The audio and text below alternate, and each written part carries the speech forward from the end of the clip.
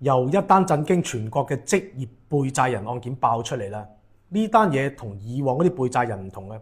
人均金額你估下得幾多？5萬，但係足足有300幾個人涉案，總金額1600幾萬。你千祈唔好以為金額細就冇事啊！今次呢單嘢爆出嚟央視都報導咗，就係話俾你聽，無論金額大細，只要你敢靠純包裝、偽造資料去呃貸款，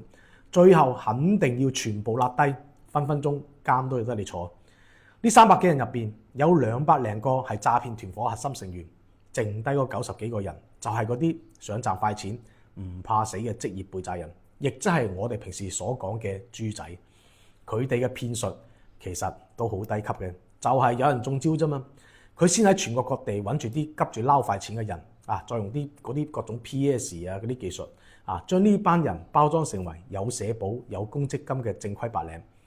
資料包裝妥當之後，團伙就帶住呢班假白領分散去唔同嘅銀行網點申請貸款，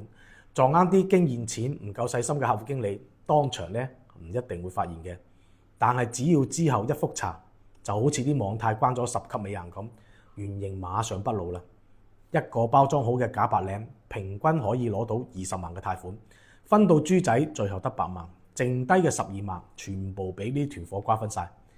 呢班團伙仲天真咁以為佢哋人數多單筆細，就算唔還，銀行都未必追究，最多就當個民事咁走個流程就算啦。但係紙點包得住火啊！銀行好快發現異常，一報警，阿 Sir 只需要拉到一個就可以順藤摸瓜，將300幾個人一網打盡，一個走唔甩。最後我奉勸大家一句：賺錢一定要行正路。呢啲靠造假呃嚟嘅快錢，就算俾你一時到手，遲早你都要連本帶利嘔翻晒出嚟，仲要賠上自由同埋信用。關注老范啦，帶你識破更多呢啲金融陷阱，少走彎路。貸款揾老范，包你唔使煩。